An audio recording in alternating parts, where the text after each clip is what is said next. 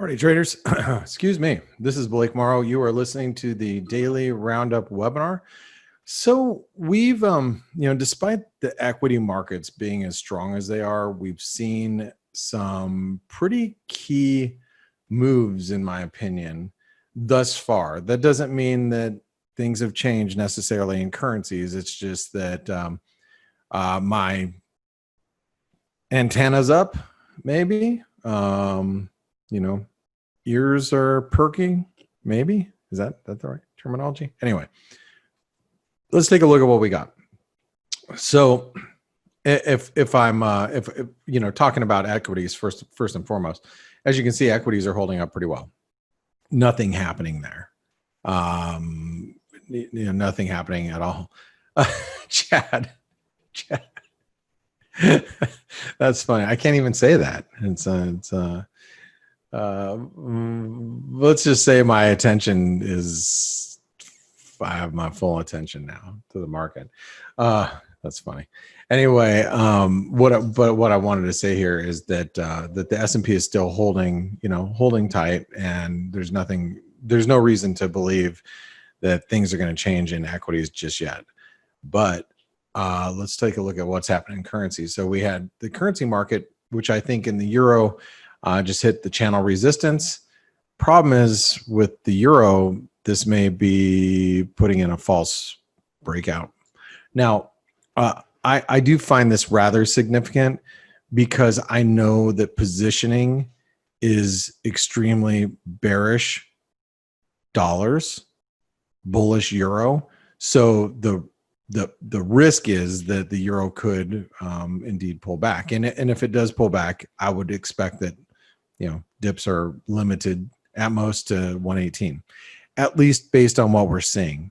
That's just assuming that stocks don't get too much of a sell-off. So like, let's say stock market does something like this, then yeah, the euro down to 118 would be realistic expectation. Okay, if that happened. I'm not saying that it's going to happen. I'm just saying if it does. But that's significant for one, the euro. So let me delete these lines that I just put up there. Another fairly significant development, in my opinion, is this reversal that we're seeing in the cable. So we've seen the cable pull back pretty aggressively. And, on a 4-hour chart, this is dark cloud cover, from a candlestick perspective. So we're just going to see how the cable responds, on a dip back to 133. It should stop, maybe get down to 132.50, but we'll see. Aussie's negative on the day, barely, but it is. That divergent relative strength was, our clue. If you use ForexAnalytix, you knew that about the analysis. And one of the other standouts here is the dollar Canadian, which has had a really big bounce. It is positive on the day, and that, in my opinion, the dollar Canadian is a pretty significant move because it might be leading this dollar charge currently. Now, again, how far are we going to go? Probably not too far, but that doesn't mean that the euro can't pull back a little further. The dollar Canadian can't make it back to 130, 150, maybe 132 before we turn lower again. And remember, this probably has more to do with what's happening in equities than anything else. Do you guys know, and I'm going to ask you really quick, do you guys know what specifically I'll be looking for to really gauge if the dollar is going to reverse or not? What do you guys think?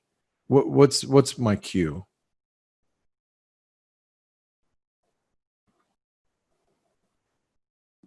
Gavin, good answer. Jane, good answer. Jason, yep. Chad, you guys got it.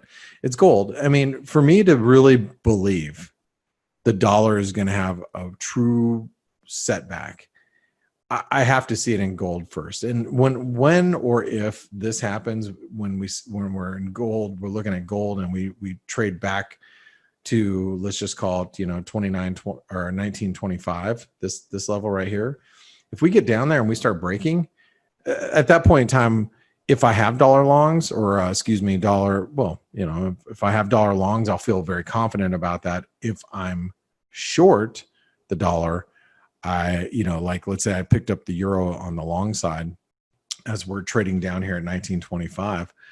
I'm just going to be really careful and probably exit, or not, I don't want to be. I don't want to be short the dollar if gold starts to break down. So this is really going to be the key for me. This is what's going to change my mind about, the current environment. But currently, the dollar's bouncing a little bit.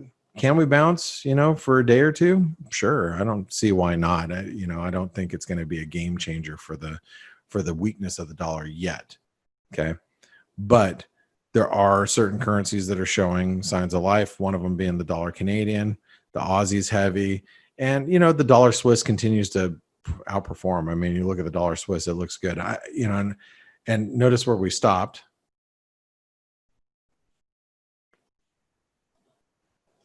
$91, right? 91. The high, 91.01, and we backed off already 20 pips. So it shows you how significant that trend line is, right? And it's important. It's going to be important.